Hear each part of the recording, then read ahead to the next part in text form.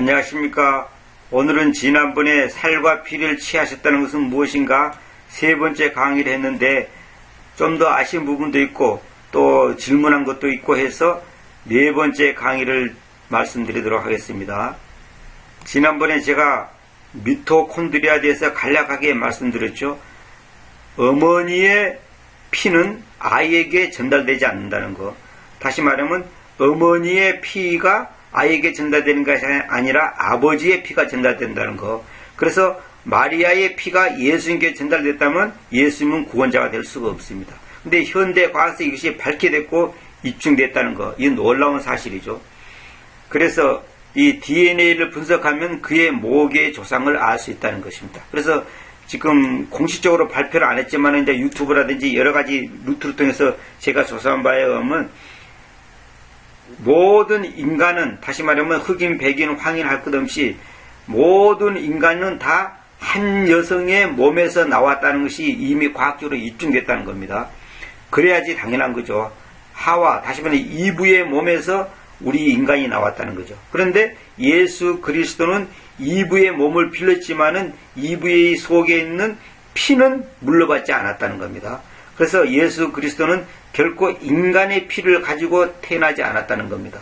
그래서 예수 그리스도가 우리의 구원자이시고 그분이 바로 진정 죄가 없는 참 사람이면서 동시에 완전한 하나님의 씨라는 것.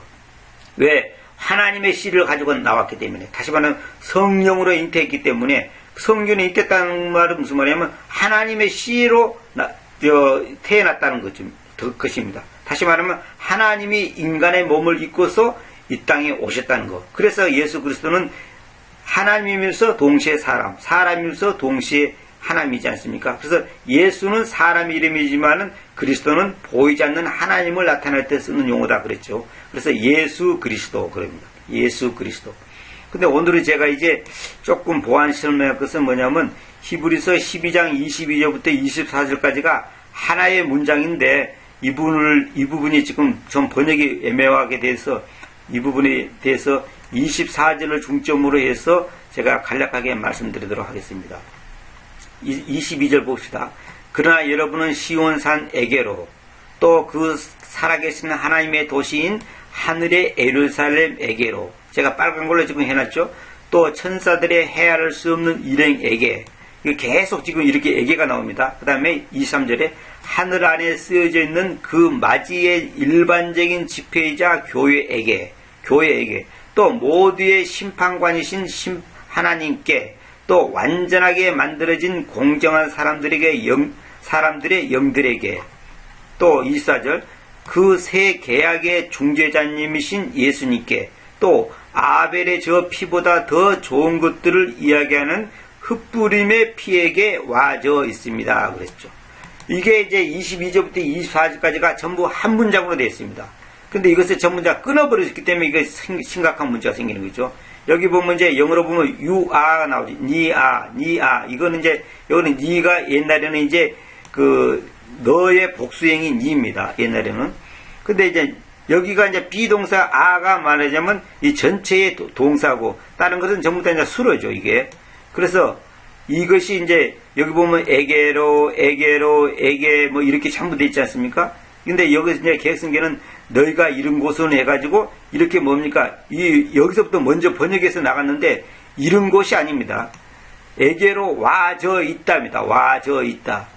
이건 무슨 말이냐면 내가 가는 게 아니라 하나님의 은혜로 인해서 내가 오게 되어 있다 이 말입니다. 현재 와져 있다는 거죠. 그러니까 우리의 신분이, 우리의 상태가 어떤 상태로 와져 있나 그것을 말하는 겁니다. 시온산에게로, 예루살렘에게로, 일행에게. 이게 영적으로 지금 뭐냐면 우리의 영적인 신분 상태를 말하는 겁니다. 이거 뭐 구체적으로 설명하려면 굉장히 기니까 이제 넘어가겠습니다.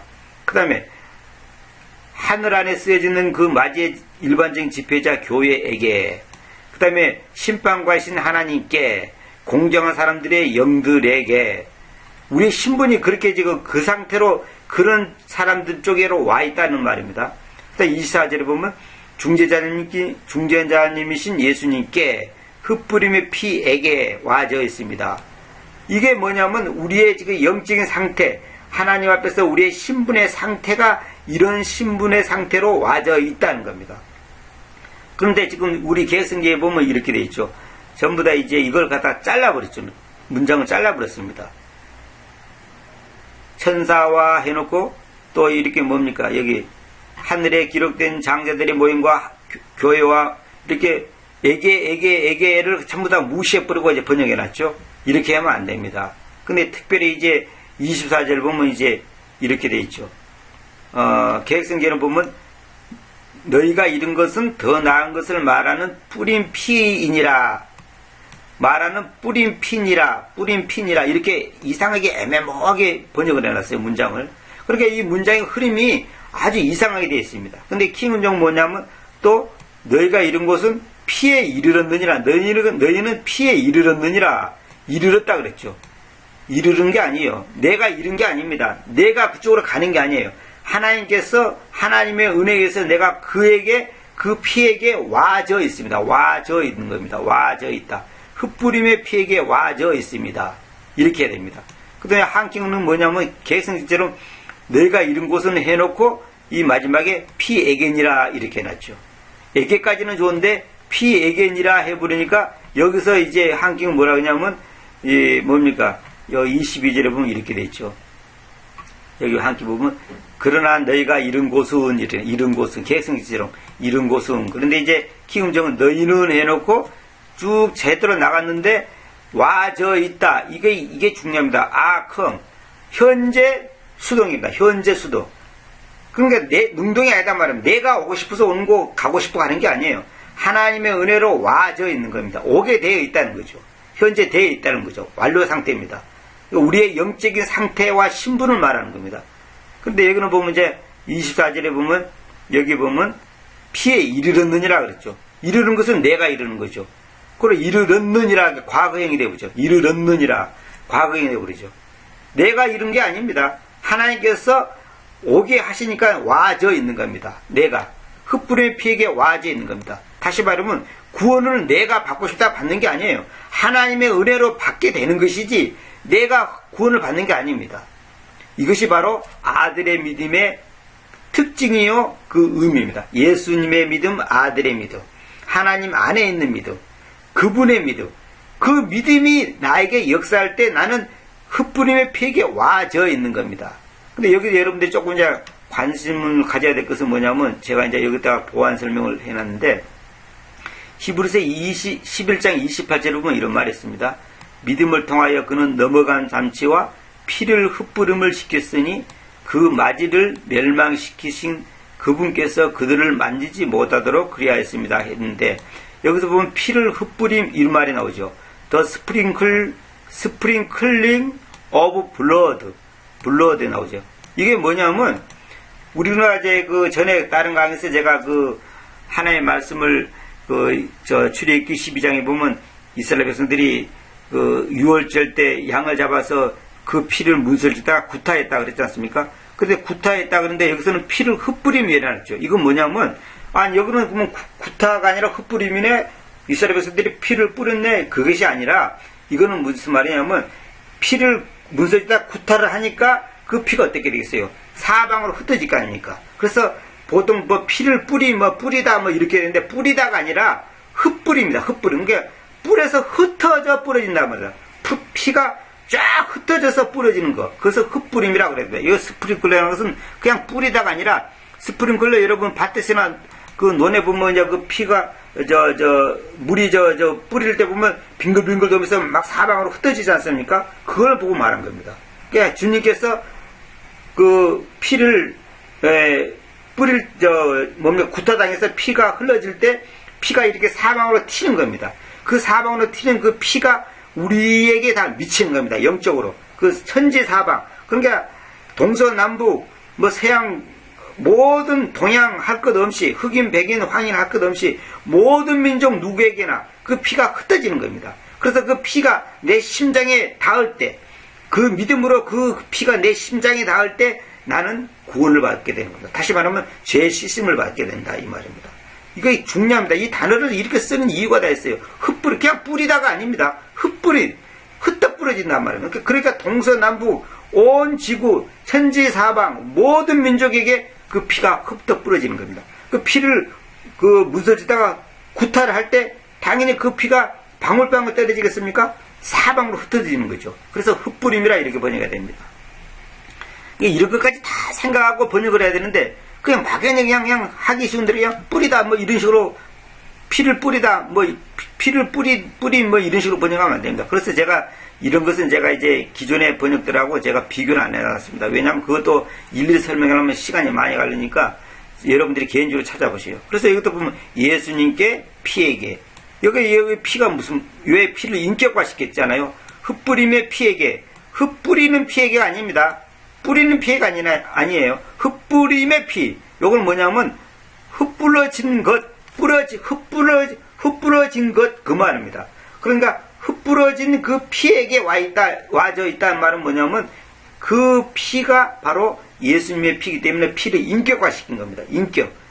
왜냐하면 피 속에 생명이 있거든요. 그 피가 없이는 우리가 제사함을 받을 수 없고 구원을 받을 수도 없고 예수님을 믿어야 될 이유도 없고 이 피가 결국은 열쇠입니다. 그래서 마귀가 예수 그리스도의 피를 가장 싫어하고 미워합니다. 그래서 마귀는 복받으라, 축복받으라, 뭐 능력을 행하라, 안진병이 일어나라, 봉사 눈떠라 그런 것은 마귀도 다 지지합니다. 아 잘했다고 박수칩니다. 그러나 한 가지 마귀가 딱 빼고 싶은 건 뭐냐면 전에도 강의 들었지만은 말씀드렸지만은 이 피를 빼라는 거죠.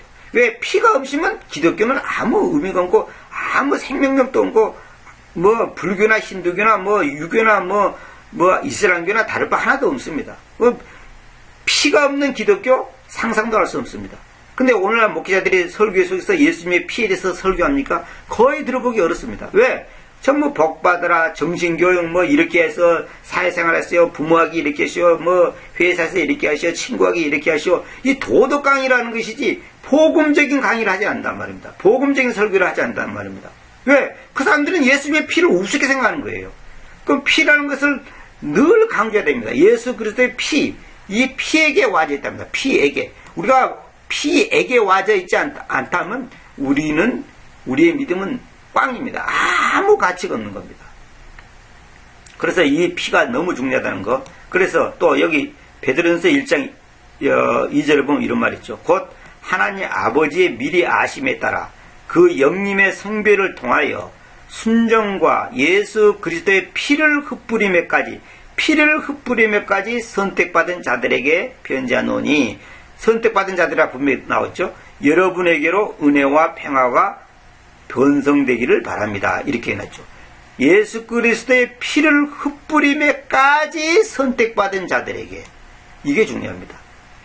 우리는 예수 그리스도의 피를 흩뿌림 그 피가 흩뿌려진 그 상태까지 선택받았다. 이거는 뭐냐면 완전한 구원, 완전한 구원의 완료를 말한 겁니다.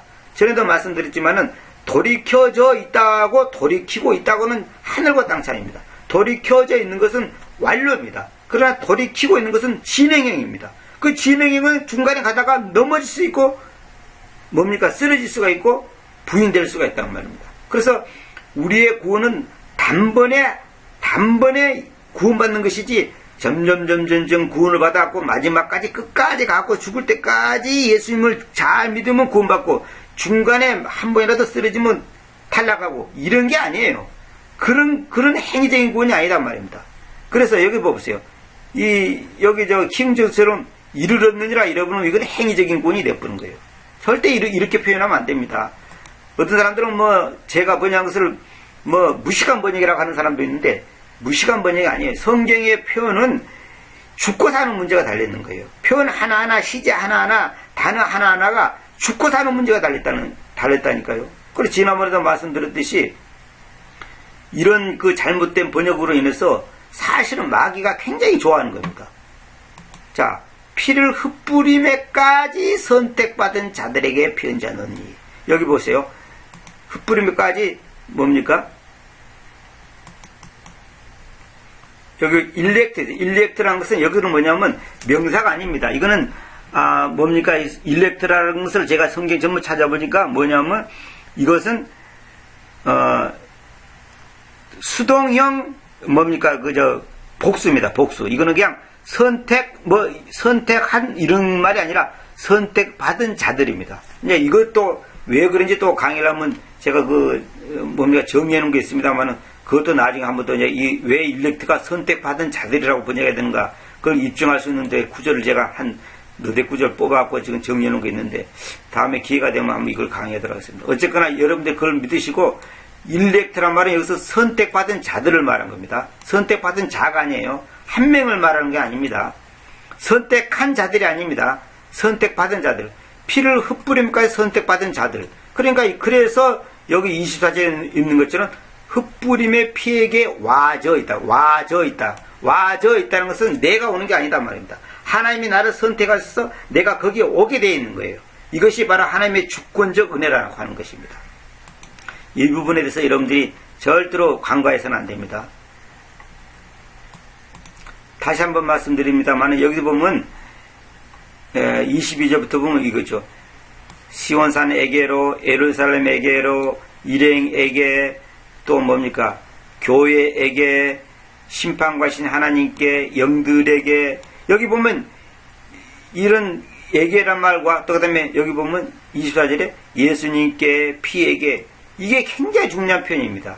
이것이 전부 다 하나의 동격으로서 이것이 전부 다 연결되는 거지 않습니까? 문장이 22절부터 24절까지. 여기 보면 이제 23절에 보면 맞이의 일반적인 집회이자 교회에게 또 이것을 어떻게 번역하는가? 이것도 정말 이거 설명하려면 또 1시간 걸립니다. 그래서 제가 이거 이제 참고하라고 이렇게 이제 뽑아놨죠. 이걸 여러분들이 개인적으로 한번 참고해 보시기 바랍니다.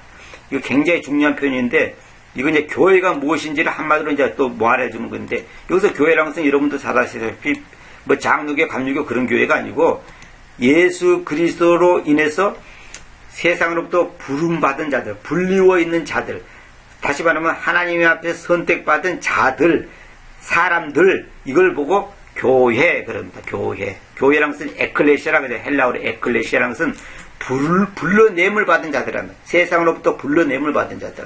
이 이집트로부터 불러냄을 받은 이스라엘 백성들. 그것이 교회의 모형이지 않습니까? 그 교회에게 그런 말입니다. 제가 서툴지만 찬송 하나 제가 소개해드리고자 싶은 찬송가 있습니다. 1절만 제가 불러보겠습니다. 주 하나님 날 위해 하늘 영광 다 버리고 나 같은 죄인 구원코자 십자가 지셨네. 그게 앞이 능력이 나의 모든 죄 속했네. 나 회개할 때 주님 내게 승리 주셨네. 오 예수는 내 승리 영원한 구줄세. 그 귀한 보혈로 날 사주셨다네. 주 예수의 큰 사랑 내 맘속에 넘치네. 나 피 아래 있으니 주 승리 내 걸세. 저희 교회에서 이제 그 기도 모임 때 이 찬송가를 자주 부르는데 이 찬송가 가사가 3절까지 있습니다만 제가 1절만 불렀는데 굉장히 좋은 찬송가입니다. 여기 보면 이제 가사가 이런 말이 있죠. 주 하나님 날 위해 하늘 영광 다 버리고 나 같은 죄인 구원코자 십자가 지셨네. 잘 보세요.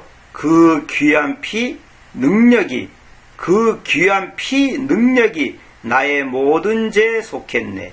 나 회개할 때 주님 내게 승리 주셨네. 오 예수는 내 승리 영원한 구줄세. 그 귀한 보혈로 날 사주셨다네. 주 예수의 큰 사랑 내 마음속에 넘치네. 나 피 아래 있으니 주 승리 내 걸세. 얼마나 놀라운 가사입니까?